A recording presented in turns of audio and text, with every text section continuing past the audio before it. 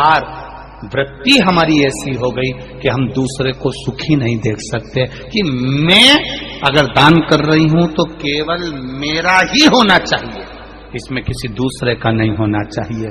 पर शिव महापुराण की कथा कहती है, एक चावल का दाना, मात्र एक धान, एक चावल का दाना जब हम शिव मंदिर में समर्पित करते हैं, दान करते हैं, तो जरा विचार करना पुण्य किस किस को मिलता है। एक चावल के दाने का, एक धान का पुण्य किस किस को मिला?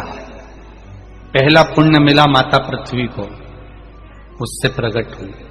दूसरा पुण्य मिला एक इल्ली को, जिसने इसका स्पर्श कर कर छोड़ दिया। तीसरा पुण्य मिला एक पक्षी को, जिसने इसका स्पर्श कर कर छोड़ दिया। चौथा पुण्य मिला जिसने इसको उगाया। पांचवा पुण्य मिला जिसने इसको झड़ाया।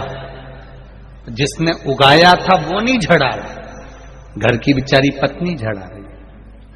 छठा पुण्य मिला जब ये कहीं मलकर निकाला गया, कहीं मशीन में गया, जिसने निकाला। सातवां पुण्य मिला जब ये निकल कर घर में आया, जिसने संभाल कर रखा। आठवां पुण्य मिला जिसने इसको ले जाकर कहीं छोड़ा, बाजार तक पहुंचा, बाजार से फिर वो निकल कर आया।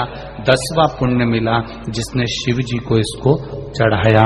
तब इनके खाते में भी एक चावल के दाने का, एक धान का पुण्य कट कट कर जाता रहा और इतने जीवों का कल्याण कर दिया। एक धान, एक चावल के दाने ने इतने को कल्याण कर दिया। विचार करना, केवल आप अगर भजन कर रहे हो, घर का कोई एक व्यक्ति भजन कर रहा है, घर का एक व्यक्ति अगर दान कर रहा है, घर का एक व्यक्ति अगर जल भी चढ़ा रहा है, घर का एक व्यक्ति भी अगर मंत्र जाप कर रहा है। वैसे तो शिव पुराण कहती है कि घर में 4 लोग हैं तो चारों जल चढ़ाओ, घर में 4 लोग हैं चारों दान करो, घर में 4 लोग हैं चारों भजन करो, घर में 5 लोग हैं 5 भजन करो, घर में जितने सदस्य वो 1 लोटा जल शिव जी को चढ़ाए। शिव पुराण कहती है। पर मान लो किसी कारण से बेटा नहीं गया, बहू नहीं गई, परिवार वाले नहीं गए, कुटुंब वाले नहीं गए, तो शिव महापुराण ने देवराज नाम के ब्राह्मण की कथा का वर्णन किया। देवराज के प्राण छूटे, उस समय पर देवराज के पास में पुण्य नहीं था, सत्कर्म नहीं था। तब देवराज को मालूम पड़ा कि भगवान शंकर के गण मुझे लेने के लिए आए। तो देवराज ने गणों से पूछ लिया, भोलेनाथ जी से पूछ लिया कि मैंने पाप किया, चोरी करी है, छल करा है, बेईमानी करी है, वेश्यावृत्ति मैंने करी है, उसके बाद भी भोलेनाथ जी मुझे लेने क्यों आए हैं? अब भगवान शंकर ने कहा, तेरी बूढ़ी माँ रोज प्रतिदिन शिव मंदिर में जाकर 1 लोटा जल चढ़ाती थी, उसका पुण्य तेरे साथ में आ गया, इसलिए तुझे कैलाश धाम मिल गया।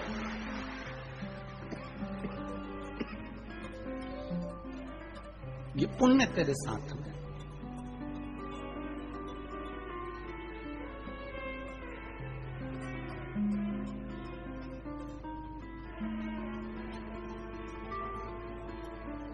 जिस जगह पर, जिस गांव में शिव महापुराण की कथा होती है,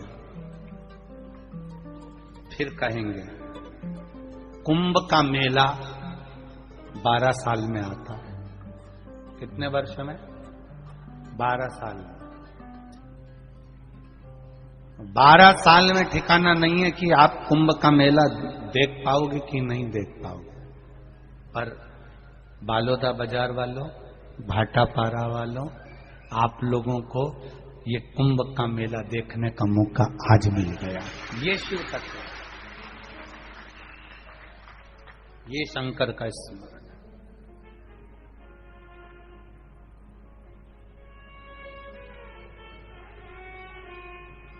आज लाखों लाखों लोग, लाखों लाखों भक्त, ये कुंभ का मेला ही तो है जिसमें भजन हो रहा है, कीर्तन हो रहा है, मंत्र जाप हो रहा है, नाम जाप हो रहा है। रात रात भर लोग भजन करते हैं, भगवान की भक्ति में डूबे रहते हैं।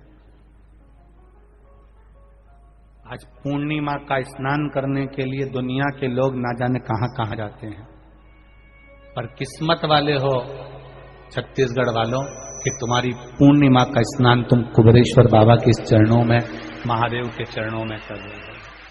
ये भाग्य आपका, ये किस्मत है आपकी।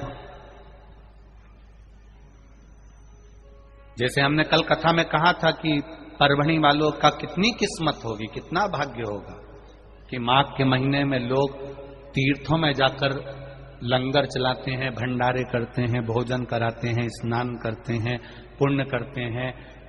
अभी प्रयागराज में भी माघ के महीने में लोग कल्पवास करने के लिए जाते हैं, कल्पवास करते हैं प्रयागराज में जाकर। 1 महीना रुकेंगे, झोपड़ी बनाएंगे, भजन करेंगे, त्रिवेणी के संगम पर रहेंगे। पर कितने किस्मत वाले हैं आप, लोग माघ महीने में वहां जा रहे हैं, कल्पवास कर रहे हैं।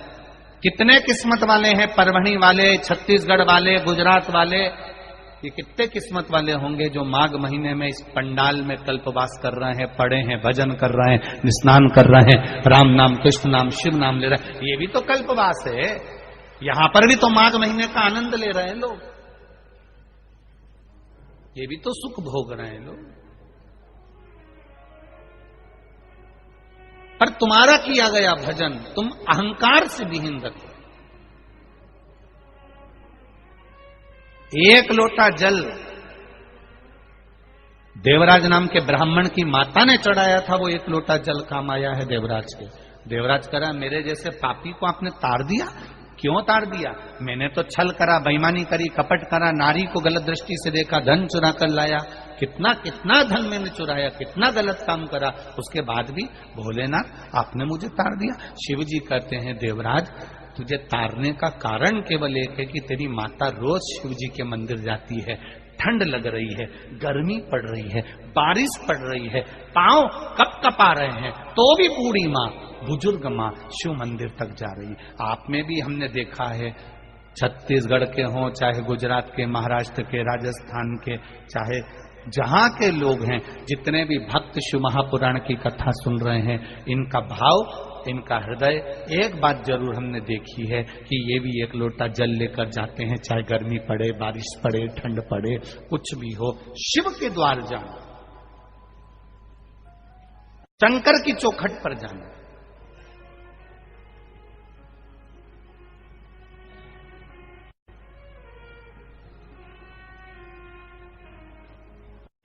एक लोटा जल का कितना महत्व है, जरा विचार करिएगा।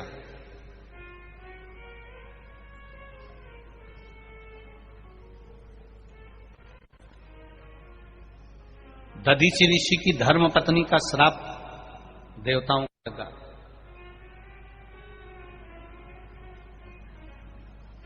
जरा ध्यान देना, कई लोग कहते हैं गुरुजी ये 1 लोटा जल तुम कहां से लेकर आए हो? ये 1 लोटे जल की महत्वता कहां से लेकर आए हो?